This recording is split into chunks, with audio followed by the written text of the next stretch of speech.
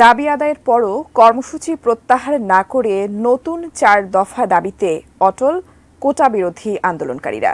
সরকারকে ৪৮ ঘণ্টার আলটিমেটামও দিয়েছিল তারা। এর মধ্যে বৈষম্য বিরোধী ছাত্র আন্দোলনের অন্যতম ৩ সমন্বয়ককে হাসপাতাল থেকে তুলে নিয়ে যাওয়ার অভিযোগ করেছে পরিবার। কারা তুলে নিয়ে গেলেন তাদের জানাচ্ছেন সহকর্মী শাহাদাত রিফাত। কোটা সংস্কার আন্দোলনের ৩ সমন্বয়ককে রাজধানীর একটি হাসপাতাল থেকে সাদা পোশাকে আইনশৃঙ্খলা বাহিনীর পরিচয়ে তুলে নিয়ে যাওয়ার অভিযোগ উঠেছে। যাদের নেওয়া হয়েছে তারা হলেন নাহিদ ইসলাম, আসিফ মাহমুদ ও আবু বাকের মজুমদার। বৈষম্য বিরোধী ছাত্র আন্দোলনের অন্যতম সমন্বয়ক নাহিদ ইসলামের বাবা বলেন, বিকেল ৪টার পর সাদা পোশাকে কয়েকজন এসে নাহিদ, আসিফ ও বাকেরকে তুলে নিয়ে যায়। তবে তারা কোথায় নিয়ে গেছে সেটি জানতে পারেননি। গত কয়েকদিন ধরে গণস্বাস্থ্য নগর হাসপাতালে তারা চিকিৎসা নিচ্ছিলেন।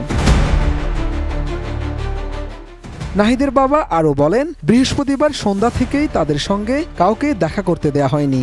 এছাড়া হাসপাতালের সামনে পুলিশের উপস্থিতি ছিল। এর আগে নাহিদ ইসলাম ও আসিফ মাহমুদকে তুলে নিয়ে নির্যাতন করার অভিযোগ করেছিলেন এই ২ সমন্বয়ক। এদিকে কোটা আন্দোলনকারীদের একটি হোয়াটসঅ্যাপ গ্রুপে বৃহস্পতিবার দিনগত রাত ৪:৩০টার দিকে একটি খুদে বার্তায় গণস্বাস্থ্য হাসপাতাল ও তাদের চিকিৎসাধীন ওয়ার্ডের সামনে ডিবি পুলিশের অবস্থান নেয়ার কথা জানানো হয়।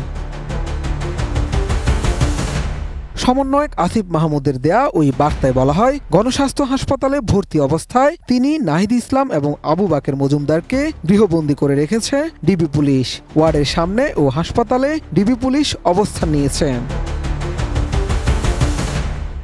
আসিফ মাহমুদ ওই বার্তায় আরও জানায়, হাসপাতালের সামনে পুলিশ, বিজিবি ও র্যাব মোতায়েন করে রাখা হয়েছে। তাদের সব ধরনের কমিউনিকেশন বন্ধ করে রাখা হয়েছে। চিকিৎসা নিতে এসেও বিড়ম্বনার শিকার হতে হচ্ছে তাদের। এছাড়া হাসপাতালের এক কর্মীকেও তুলে নিয়ে যাওয়া হয়েছে বলেও অভিযোগ উঠেছে। শুক্রবার বিকেলে রাজধানীর গণস্বাস্থ্য নগর হাসপাতাল থেকে সাদা পোশাকের কিছু ব্যক্তি তাদের তুলে নিয়ে যায় বলে নাহিদের বাবা বদরুল ইসলাম গণমাধ্যমকে নিশ্চিত করেছেন। তবে এই বিষয়ে পুলিশের ঊর্ধ্বতন কারও বক্তব্য পাওয়া যায়নি। এর আগে কোটা আন্দোলন চলাকালীন সময়ে বৈষম্য বিরোধী ছাত্র আন্দোলনের অন্যতম সমন্বয়ক নাহিদ ইসলাম, আসিফ মাহমুদ, আবু বাকের মজুমদার ও রিফাত রশিদ নিখোঁজ হয়েছিলেন। তবে নিখোঁজ থাকার ৫ দিন পর তাদের খোঁজ পাওয়া যায়। ২৪ জুলাই আসিফ ও বাকেরকে চোখ বাঁধা অবস্থায় রাস্তায় ফেলে যাওয়া হয়েছে বলে তারা দুজনই অভিযোগ করেছিলেন। শাহাদাত রিফাত, এটিএন নিউজ, ঢাকা।